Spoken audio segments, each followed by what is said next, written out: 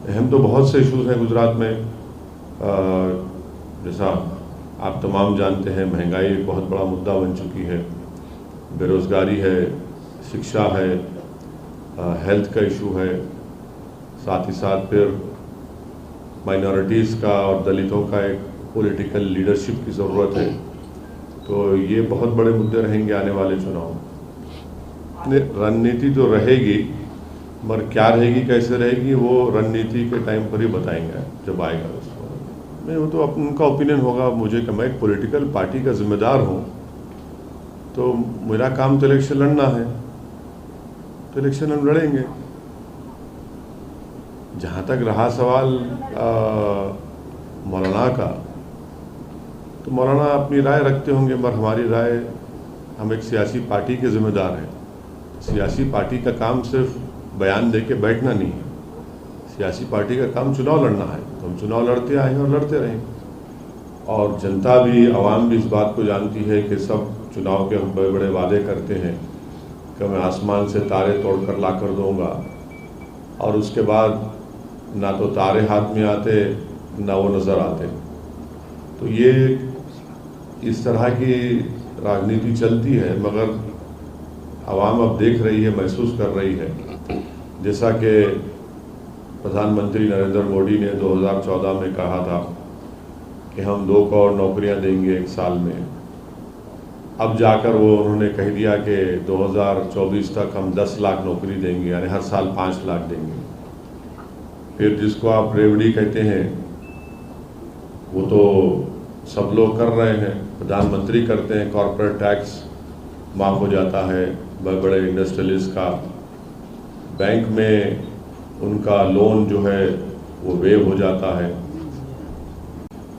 जहाँ तक आम आदमी पार्टी की बात है, मैं आपको बता रहा हूँ कि आम आदमी पार्टी में और बीजेपी में कोई फ़र्क नहीं है। ये सब ऐसे ही बातें करते रहते हैं। और बिल्किस बानो का, जिन्होंने उसका रेप किया, उनकी माँ की और दूसरे लोगों की हत्या की, आम आदमी पार्टी उस पर कुछ बोलती नहीं है। तो ये सब इस तरह की चीज़ें होती हैं चुनाव से पहले, मगर इनको समझना चाहिए कि जनता बहुत होशियार हो चुकी है, समझ चुकी है इन बातों को, और वो अपने वोट का इस्तेमाल सही तरीके से करने वाली है। जितना ये वादे करते जा रहे हैं, लोग इतना ज़्यादा इनको देख रहे हैं कि भाई ये लोग फिर से वही पुरानी आदत पे आ चुके हैं। तो ठीक है, अब आप भी देखेंगे चुनाव में गुजरात के जनता अपना फैसला अच्छा तरीके से सुनाएगी। कंपटीशन जो है ना, कंपटीशन ये हो रहा है कि नरेंद्र मोदी से बड़ा हिंदुत्व की आइडियोलॉजी में चलने वाले कौन है। कंपटीशन ये नहीं हो रहा है कि जो मुल्क में, देश में जो बर्निंग मसाइल हैं उस पर कोई बातचीत करे, चाहे वो महंगाई हो, रोज़गार का मसला हो, शिक्षा का मसला हो, हेल्थ के इश्यूज़ हों। तो ये ऐसा है कि बस एक एजेंडा सेट होता है और फिर उसमें ये लोग सब अपना रोल अदा करते, और माशाल्लाह से आप लोग भी उसमें अपना रोल अदा करते हैं।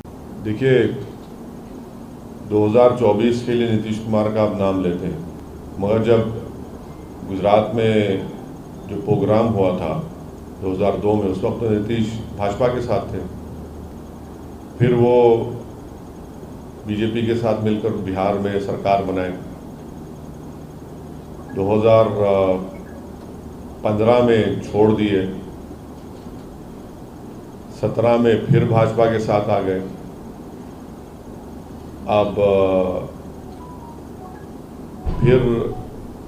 अब छोड़ दिए हैं, फिर किसी के और के साथ चले गए हैं। तो ये नीतीश कुमार साहब जॉर्ज साहब से शुरू किए थे, जॉर्ज फर्नांडिस साहब से। अब ये हो रहा है।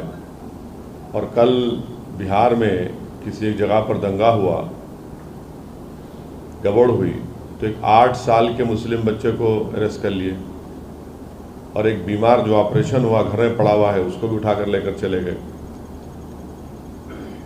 तो 24 से पहले जो लोग कोशिश कर रहे हैं, कोशिश करिए, मगर मेरा मानना ये है कि अगर आप चेहरों से मुकाबला करेंगे नरेंद्र मोदी का, तो फिर भाजपा को फ़ायदा हो सकता है। तो बजाय उसके जो जितने भी लोकसभा की सीटें हैं उस पर हम सबको बीजेपी से मुकाबला करने की ज़रूरत है। जो बीजेपी आज देश के प्रधानमंत्री, अगर उनसे आप रोज़गार के बारे में पूछेंगे, महंगाई के बारे में पूछेंगे कि क्यों चीन अभी भी डेप्सांग और डेप्चांग में अपनी फ़ौज को लेकर भारत की ज़मीन पर बैठा हुआ है, तो प्रधानमंत्री जवाब देते हैं कि नेहरू, मुग़ल। ज़्यादा आप पूछते हैं कि ये इसका कॉरपोरेट टैक्स क्यों माफ़ कर दिया गया या जो भी उनको मदद क्यों की गई है और किसानों को क्यों नहीं की जा रही है, तो वो बोलेंगे सिस्टम मुझे काम करने नहीं देता। 300 MP उनके पास हैं।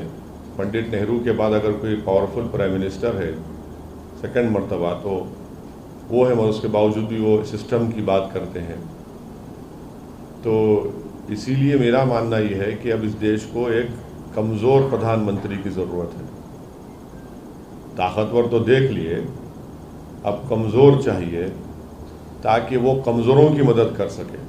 कितने सीट पर लड़ेंगे ये तो हमारे गुजरात के अध्यक्ष जनाब साबिर भाई साहब तय करेंगे, मगर हम लोग पूरी ताकत से लड़ेंगे और सिलसिले में कई मरतबा मैं गुजरात को आकर अपनी पार्टी के लिए काम भी कर रहा हूँ, जहाँ की जनता से मुलाकात भी मैंने की है। पूरा गुजरात का एक राउंड हो चुका है मेरा। आज फिर आया हूँ, आज गोमतीपुर में हमारी जनसभा है, फिर आइंदा संडे को भी आऊँगा। तो पूरी कोशिश और पूरी तैयारी के साथ हम लड़ेंगे चुनाव। नंबर जो है वो चुनाव से पहले हम गुजरात के हमारे अध्यक्ष जनाब साबिर भाई साहब आप बताएंगे।